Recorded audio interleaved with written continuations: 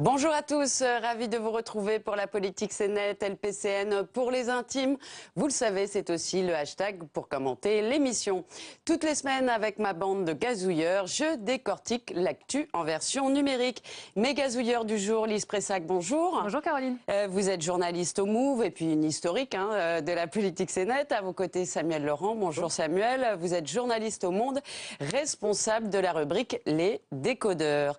Plus de 5 millions de tweets avec le hashtag Bruxelles et Je suis Bruxelles.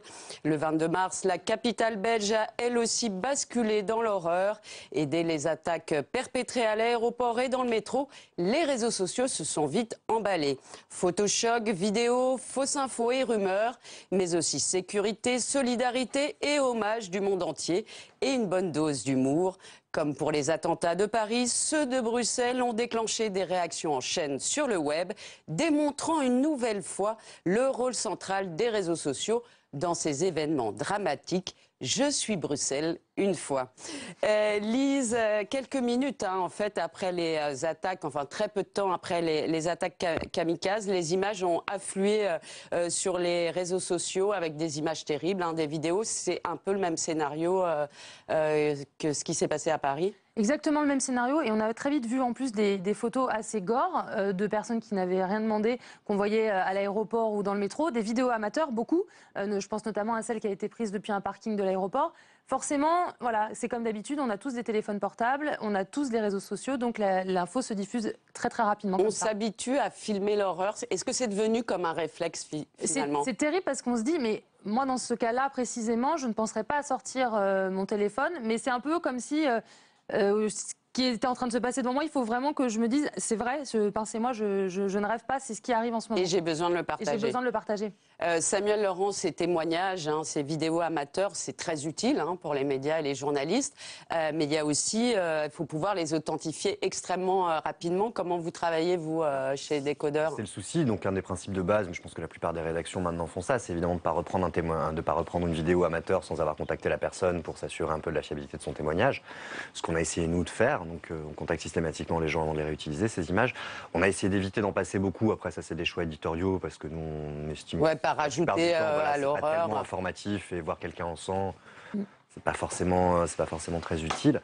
Là, ce que je trouve intéressant en plus, c'est qu'effectivement, il y a eu beaucoup, notamment de Periscope, donc qui est cette application de Twitter qui permet de montrer en direct ce qui se passe, ce qui est un petit peu une simili-nouveauté, on va dire, par rapport notamment au 13 novembre. Avec sans doute aussi un effet qui est que le 13 novembre, il y avait un vrai effet de panique, y compris chez les gens qui filmaient, puisque l'attaque était en cours. Là, c'est vrai qu'on est sur un attentat à la bombe, où une fois la bombe déclenchée, on peut estimer que c'est fini. Ça explique peut-être aussi qu'il y a eu plus de contenu vidéo amateur. Et il y a eu aussi des fausses vidéos qui ont circulé, ce qui avait été le cas aussi des précédents attentats, notamment une vidéo à l'aéroport qui n'était pas l'aéroport belge. Une vidéo tirée d'un autre attentat dans un aéroport russe en 2011, si je me souviens bien. Le problème, c'est qu'en fait, elle a été diffusée non pas forcément par des amateurs, mais par des médias professionnels. Qui apparemment se sont fait avoir parce que la vidéo s'est retrouvée sur ce qu'on appelle les EVN, qui sont en fait cette espèce de bourse de l'image où la plupart des médias mettent des images à disposition des autres, de leurs confrères d'autres pays.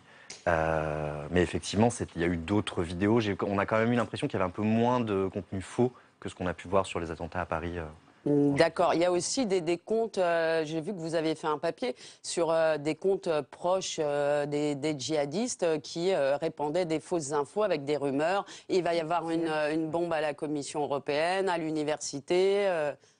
Ça, ce qui est intéressant, c'est que c'est nouveau. C'est-à-dire qu'après Charlie, il y avait eu un peu des comptes de l'EI qui s'étaient excités. Après le 13 novembre, plus, mais c'était plus des messages de félicitations, bravo aux Lions qui ont fait les attentats, etc. Là, la nouveauté, c'est effectivement qu'ils avaient préparé des espèces de petites images légendées en disant attention, il va y avoir une bombe à l'université de Bruxelles, etc. Dans une espèce d'objectif de semer la panique. L'autre chose un peu intéressante et nouvelle, c'est que Twitter a assez vite fait la chasse, ce qui n'avait pas forcément été le cas le 13 novembre, ce qui avait été remarqué. Là, les comptes, ils ont été effacés très très vite. Ils se recréent, j'imagine, aussi rapidement. On avait l'impression quand même d'une chasse un peu plus active de la part de Twitter. D'accord, plus active. Lise, les réseaux sociaux à Bruxelles ont été aussi très utiles pour informer ses proches, évidemment, et aussi pour les institutions. Le centre de crise belge incitait les internautes à utiliser les réseaux sociaux, finalement. Oui, tout de suite, ils ont dit laisser tomber les réseaux téléphoniques. téléphoniques sont saturés, préféraient vraiment les réseaux sociaux. WhatsApp notamment fonctionnait plutôt pas trop mal. Enfin, moi, j'ai réussi à avoir des contacts avec la Belgique comme ça. Et surtout, ce qui s'est passé, c'est que un peu aussi, je ne sais pas si on va en parler de la solidarité, c'est que les gens aussi ont réagi très très vite en se disant, si je suis là, je peux aussi filer un coup de main, que ça a été autant les anonymes que les institutions qui s'en sont servis, comme on a vécu la même chose que le 13 novembre malheureusement. Et alors maintenant, il y a aussi les recherches de personnes disparues, hein, c'est-à-dire qu'on donne des visages aussi, soit à des victimes, soit à des gens qu'on recherche. Hein. Et ça, c'est la force aussi du web, puisque finalement, avant, dans les autres attentats, c'était pas forcément incarné. Non, ça on l'avait déjà vu effectivement post-13 novembre, avec ceci dit l'effet pervers de comptes qui utilisaient ça pour faire leur propre buzz ou monter leur propre petit business. Je ne l'ai pas vu là sur la Belgique encore. J'ai peu de doute sur le fait que ça va finir par arriver. Mais effectivement, c'est plutôt le côté utile et le côté fort que peuvent avoir les réseaux sociaux dans ce genre de cas. Ouais. Élise, tout le monde a mis aussi son profil Facebook aux couleurs du drapeau belge. On a besoin quelque part de communier, je sais pas, de chaleur, de... Ouais, c'est exactement ça. Et même les médias français aussi ont mis leur petite bannière, tout comme la Tour Eiffel. Enfin, matériellement, dans la vie, on éclaire les monuments aux couleurs de la Belgique de façon assez systématique. Sur les réseaux sociaux, c'est exactement la même chose. C'est un peu le seul moyen qu'on a de montrer notre solidarité. Il y a eu beaucoup de dessins aussi, ouais. Hein, Samuel. Le dessin de Plantu là qu'on voit ça a carrément été repris. Ça a été très, très repris, ouais. Bon, c'est la une du Monde du jour. Ouais. Hein. Comme on paraît nous le matin, on a pu du coup faire une sur les attentats le jour où ça s'est produit. C'est vrai que ce dessin était très partagé jusqu'en tombé sur un média russe qui l'avait carrément piraté, qui a effacé le drapeau français, qui l'a remplacé par un drapeau russe et qui a effacé 13 novembre et qui a mis la date du crash de l'avion russe dans le Sinaï à la place. Bon, ce qui n'était pas très élégant, mais ma foi.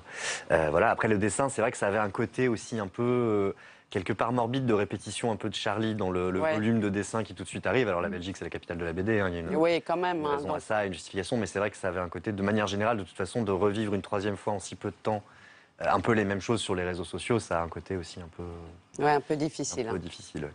Il y a eu beaucoup de dessins autour de Tintin, hein, évidemment. Forcément, qui pleurait des larmes avec les couleurs de la Belgique, forcément, le pays de Tintin. Et alors, malgré l'horreur, les Belges ne se sont pas départis de leur humour célèbre. Sur France Inter, au lendemain des attentats, Charline Vanhoenacker, la plus belge des chroniqueuses, est parvenue, malgré tout, à nous faire rire. Regardez. Ne nous en veuillez pas de vouloir continuer à sourire et rire. Plus les types en face ont les idées courtes, plus la liste des vannes est longue. Nous les Belges, on aime l'absurde. Alors même si parfois nos blagues n'ont pas de chute, on continuera à en faire en attendant la leur. Ça fait du bien, hein, Lise. Il y a eu quand même aussi sur les réseaux, hein, l'humour belge assez rapidement s'est exprimé. Hein. Oui, ça fait énormément de bien. Et surtout, il y a eu beaucoup de youtubeurs qui ont été très très vus. Je pense à Mégane sa page Facebook s'appelle Mégane ne comprend pas. Alors là, ça tombe à point nommé. Mégane ne comprend pas le 22 mars. Elle a été vue 2 millions de fois sa vidéo et c'était juste un moyen de dire vous nous abattrez pas, on va demain être dans la rue comme tout le monde. Elle a publié un message sur sa page Facebook. Elle était à la fois triste et fière en même temps que ce message se soit répandu et qu'elle réussit à faire un peu rire tout le monde. Il y avait Guy Home aussi, qui est un youtubeur qui depuis sa chambre, il a eu 7 millions de vues pour dire que les Belges ils sont quand même gentils, ils mettent 42 minutes à tuer une mouche. Donc c'était vraiment, ils allaient s'en remettre. Il y a eu aussi beaucoup de photos, évidemment, de frites et de mitraillettes. Hein. C'est un sandwich à la viande et aux frites. Ça fait du bien. C'est quand même une arme. C'est une manière de résister. Il disait, en gros, les mitraillettes, nos mitraillettes, c'est vos terrasses à vous à Paris. Il y a un élément intéressant, c'était une très vieille pub de Burger King qui montre des frites en train de faire un doigt d'honneur, qui est ressorti aussi comme un signe de la Belgique au terrorisme. Voilà. Et ça, c'était assez... Parce que ça, c'est venu spontanément. J'ai pas réussi à retrouver qui est le premier à l'avoir repêché. C'est une très vieille campagne, australienne, je crois, pour Burger King, qui date de 2004. Donc c'est... Voilà. C'est toujours assez marrant comment ces images spontanément peuvent se retrouver d'un coup à être symboliques des années après. Et d'avoir une symbolique, il y a eu aussi je suis belge, hein, par contre le logo de Charlie était assez unique. Et donc maintenant, malheureusement, on a l'impression qu'à chaque attentat, puisque malheureusement il y en aura d'autres, on aura je suis Bruxelles, je suis Paris, je suis... Sans doute. Est-ce qu'on est en train de s'habituer au terrorisme? C'est un peu la question. Donc on s'y habitue, je pense, d'une manière ou d'une autre. C'était un peu visible sur les réseaux sociaux, notamment sur je vais pas dire le peu de mobilisation, il y en a eu, mais c'est vrai que c'était frappant qu'il y avait quand même, évidemment ça se passe pas chez nous, mais enfin la Belgique c'est quand même pas le bout du monde, il n'y a pas eu cette ruée énorme ou soutenue. Donc ça a duré le temps de la crise, qu'après on est assez vite retombé dans quelque part à la normale, quoi. Et sans doute que c'est significatif du fait que oui, ça finit par ne plus être des événements si exceptionnels. Et il y avait ce dessin de presse, justement, on arrive avec son « je suis belge », il faut faire la place parce que je suis Ankara, je suis Bamako, malheureusement. Voilà, les attentats s'enchaînent et les noms de villes aussi et de pays différents touchés s'enchaînent. Donc ça résume tout, en quelque sorte. C'est maintenant l'heure de la semaine du Lab avec notre partenaire, le Lab d'Europe 1.